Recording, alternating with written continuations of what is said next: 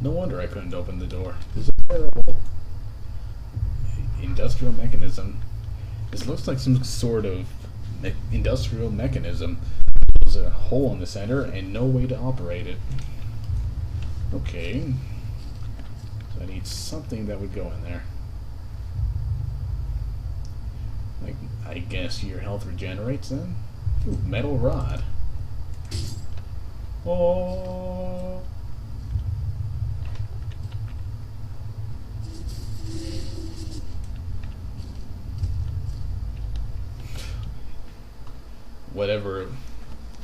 Whatever I was descending into, it was 100 feet below ground, protected by two solid metal hatches, located in a remote Arctic wilderness, and buried beneath the snow. I didn't know what to expect, but it made me feel something I hadn't felt since I was a child. I'd never given it much thought before, but I realized that our entire society is a network of safety nets, emergency services at the end of the phone line, health and safety in the workplace, friends, family, lovers, all there if something goes wrong. Part of a carefully designed structure to prevent all but the most mundane of emotions. Once again, I felt like I did when I was in school, surrounded by a closing ring of older kids, knowing anyone that might help me. Friends, parents, teachers, were too scared or too far away.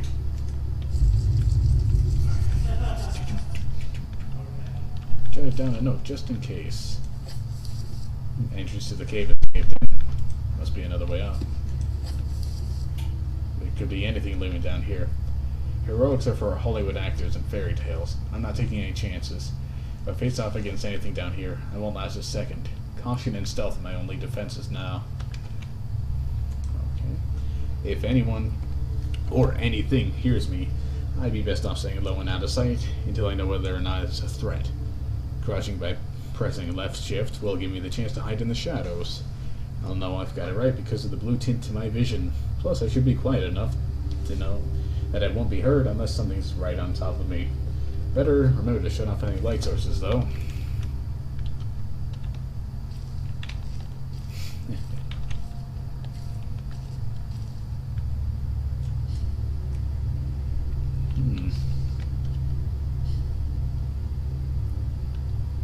Wonder if there really is a mental health mechanic in this game.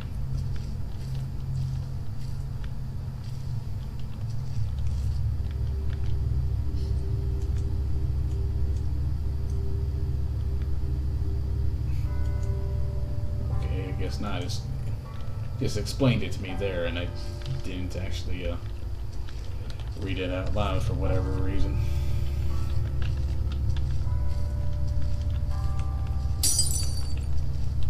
Nope, nothing here. I'm gonna hide for a bit, check something.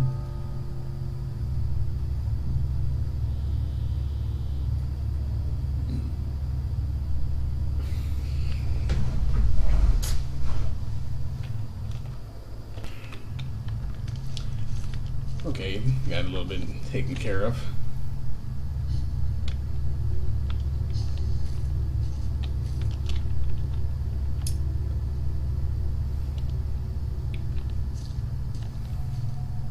Storage room. A wooden box. This place must be old if they were still using paraffin lamps.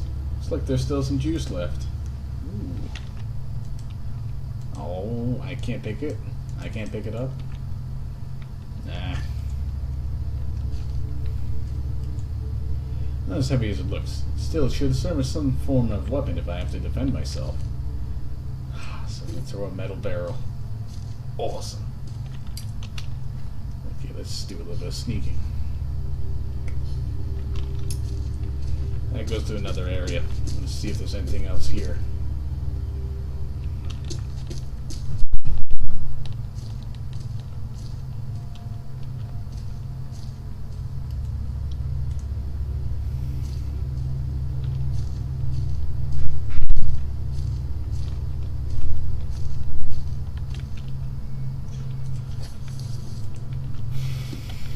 Okay, so I need to find a way out of these caves.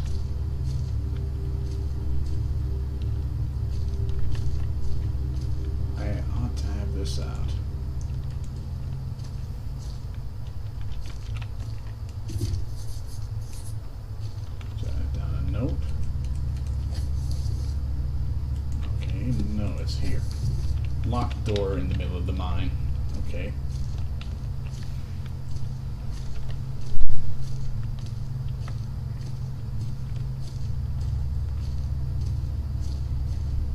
Office probably has something for that.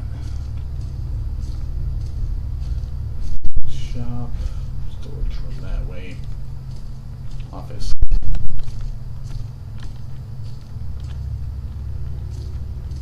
Workshop.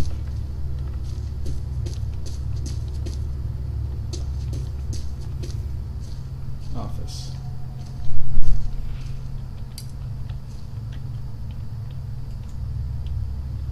Does that mean go to a new area?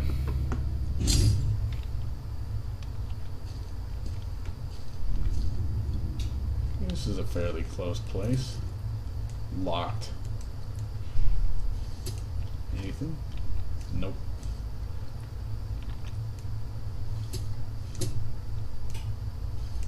Ooh, what's this? Painkillers.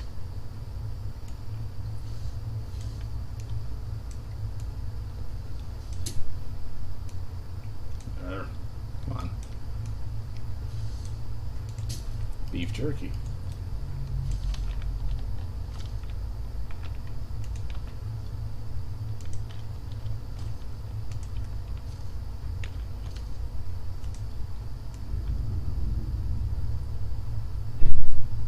What was that?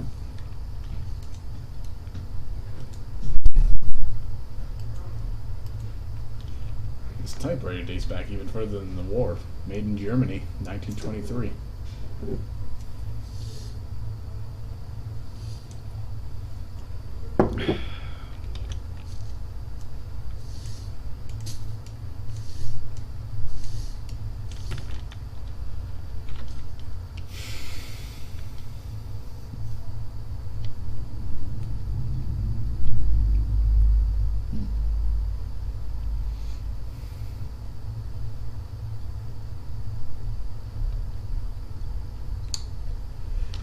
I'm pretty sure I picked up a set of spare batteries in the first level. Don't know where those went. So much history in this place, tied up in words and left to decompose. Shame, really. It's a fairly basic work desk. This place must have been converted into a functional office at some stage in its history. What's this? Whoa! A man. An old man. Clutching something unseen. He is strange, and yet he is no stranger. Never seen before, still I know. This man before me is Howard. I call him Father. Ooh. What the hell happened? I don't know if that was such a good idea. Hey, a book. Whoa, loads of reading. 15th August, 1945. Command Bunker, Emergency Airstrip Zulu. Weekly report. For fuck's sake. Another unremarkable week in Greenland. Regular supply shipment received.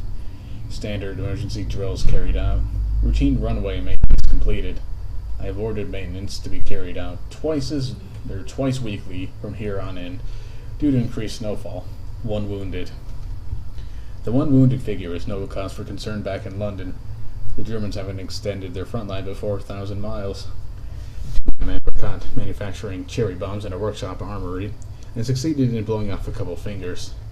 I take partial responsibility for this, in that I allowed them to access the demolition manual we keep in the storeroom, and I'm sure that's where they learned the ingredients. As a precautionary measure, I have now locked up that manual in the chest in my office, and will keep the key on my person at all times. Needless to say, both men have been disciplined, and the injured man has been sent home for medical care. I cannot help but think that a more suitable punishment would have been for him to stay out here, but the matter is out of my hands. Ugh.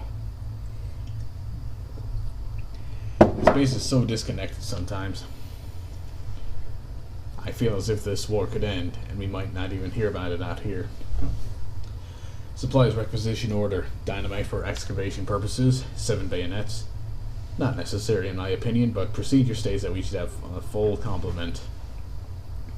1 industrial ice pick for removing the dam ice that forms on the external hatch. 1 pair of reading glasses, category 7C. In order for myself, my glasses are in rather poor state of repair, and I could do with replacing. Reconditioning of the mine continues to progress. The structure is being fortified from potential bomb damage. An excavation of previously caved-in areas is going ahead. One point of curiosity is some kind of archaeological find, an artifact buried in the earth, and discovered by one of the work teams. Later this evening, after martial duty, I shall take a closer look at the artifact. It appears to be man-made, and may have working parts inside. I shall remove what looks like the front cover, and see if I can't discover the source of the light which constantly emanates from it.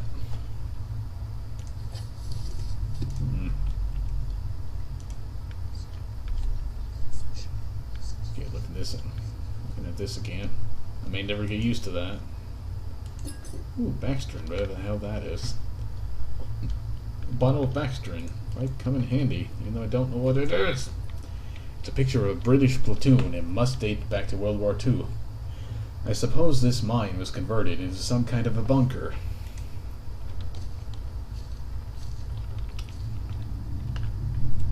Let's give myself a little bit of light. Ooh. Batteries.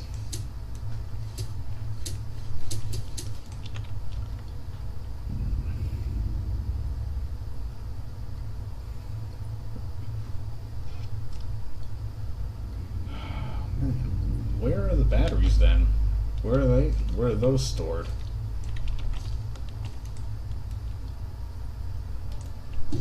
Out of my way. Ooh. Didn't notice this before.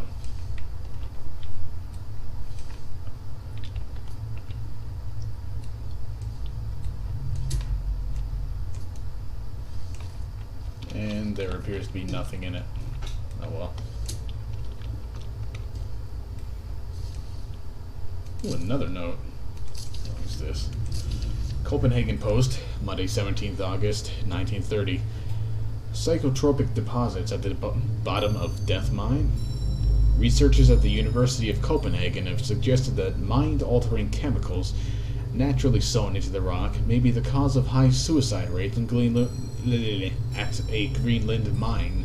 The university, which has recently been conducting studies into isolated communities, first became interested in the workers of Northwestern lead mine last year.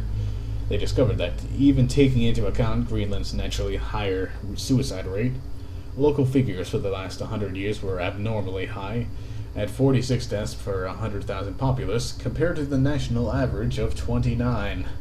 On further investigation, experts diagnosed in many of the miners symptoms in common with the earlier stages of paranoid schizophrenia. This has prompted researchers to hypothesize that natural deposits of lysergic acid, a pH4 formula recently discovered to have hallucinogenic properties, may be present in the rocks. Few locals were conducive to interview, but those who agreed to speak had their own explanation. Inuit spirits, known as the Tungait, live in the mountains. The university is awaiting the results of chemical testing. Studies continue. And there's that key. You bastard. Close. Chair. Nothing in there anyways. Bottom drawer. Bottom drawer. Nope.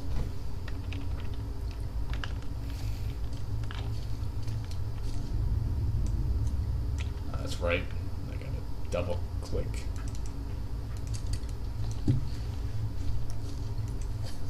Big Book of Explosives. Let's have a look. 5 pages. 1923 edition. Chapter 1.3, Black Match Fuse. The black match fuse is one of the oldest, simplest, and most reliable fuses used in modern pyrotechnics. It is easy to create, essentially consisting of just string and gunpowder, but be warned, the chemicals concerned will stain clothing, and as always, due concern is advised. When working with gunpowder, I think staining your clothes is the least of your worries. Materials required: string, preferably cotton, black gunpowder, backstring. Ooh, already got one of them. The string should be coated with a thin layer of backstring, which acts as an adhesive. The string is then carefully rolled in the gunpowder and left to dry at least a couple of minutes before use. Chapter 2.1 Dynamite. Invented by Alfred Nobel in 1866. Ironic. Nobel Prize man creating dynamite. Dynamite is commonly used in construction, mining, demolition, and blowing powder gangers to pieces. It is proved far safer to handle than alternatives such as pure nitroglycerin, provided, that is, it has been properly stored. Over time, the explosive component of dynamite, supposedly made safe by the president of the diatomaceous earth, has a tendency to weep, making an old box of the explosive liable to detonate on contact. Materials required: 1 part diatomaceous earth, 3 parts nitroglycerin, small amount of sodium carbonate, text unreadable, and then simply form into short sticks and wrap in paper. Chapter 2.3 Trinitrotoluene. Trinitrotoluene. TNT. Let's just call it that. TNT was first discovered in 1863 by German chemist Joseph Wilbrandt, but it took some years before it yielded its true potential. This was because of the difficulty of making it explode and the lesser detonation in comparison to dynamite. The main advantage was discovered by the German Navy, who employed TNT's relative to explosive stability in order to cause massive damage to British warships. Their torpedoes could be detonated inside a ship's armor, rather than exploding on contact, as did other shells. Chapter 2.6 Armstrong's Mixture. Armstrong's Mixture is included in this book as more of a point of interest than as a viable chemical mix. The formula exists as somewhat of a legend in modern pyrotechnics, referenced by those knowledgeable enough to stay away from it as death mix. Its incredible volatility makes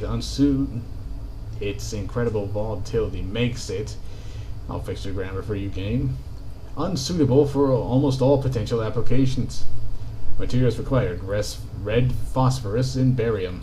This mixture can be carefully and slowly mixed to minimize risk to the chemist. Sulfur can substitute for some or all of the barium to slightly decrease sensitivity. Well, that's all interesting and stuff.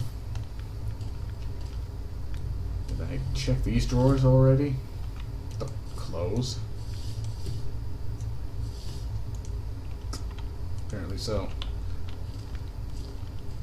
Chair. Out of my way.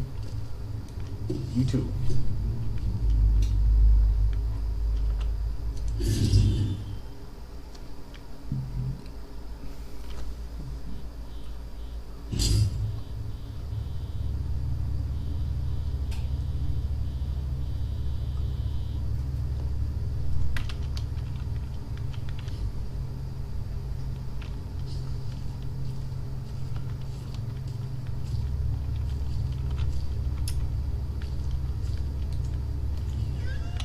Whoa! Oh god, is there something else down here?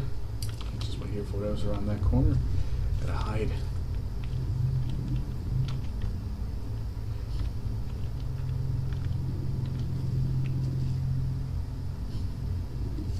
Jesus, I've never been this scared in my life. I can hear my heart racing. If anything gets within more than a few feet of my hiding spot, I better not stare it out. Anything within my field of vision might panic me, and then I'm a goner. With 2 N's. And again, I don't think goner is really a real word anyway, so it doesn't matter.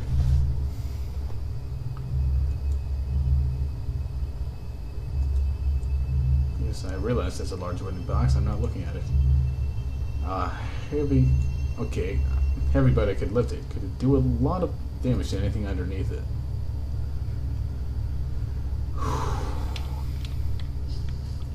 Slowly sneak.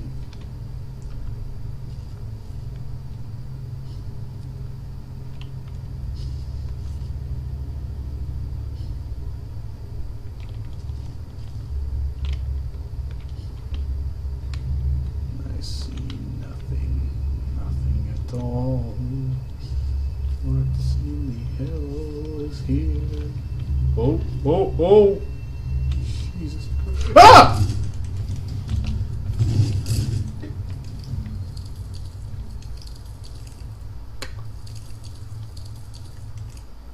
Well, shit.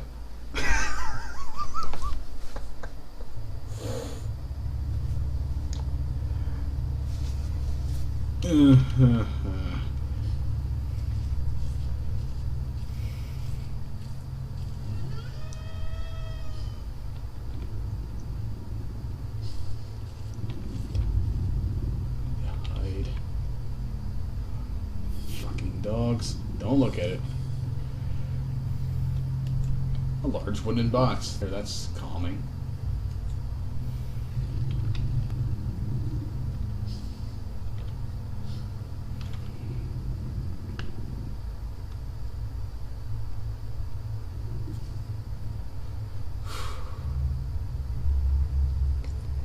Christ, it's only 6:07. I got 2.5 hours ahead of me. At least before the first planned break. Okay, I need to be able to get past this part, but I don't really know how without learning that thing.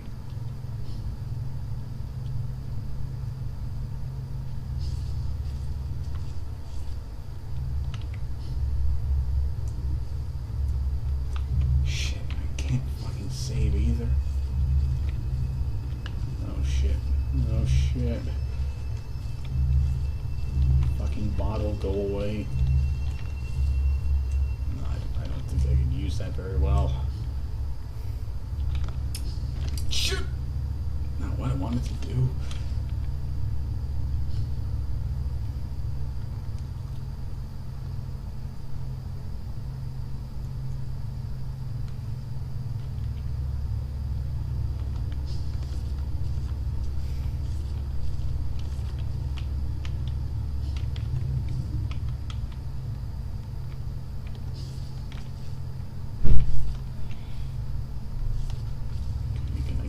Here.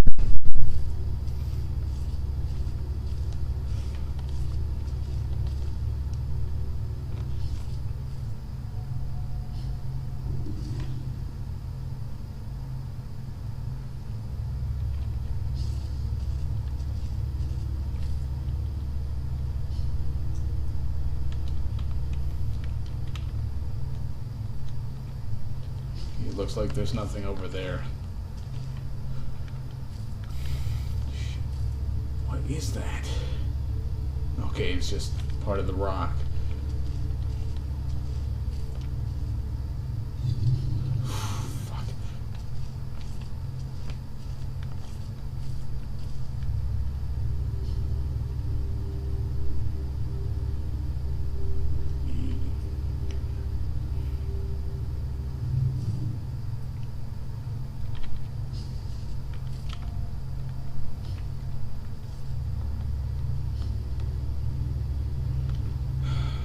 Let that be the only one here.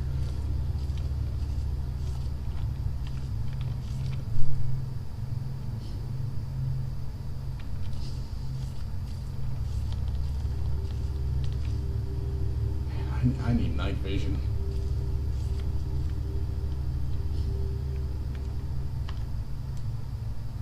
Shit, this is that locked door, isn't it?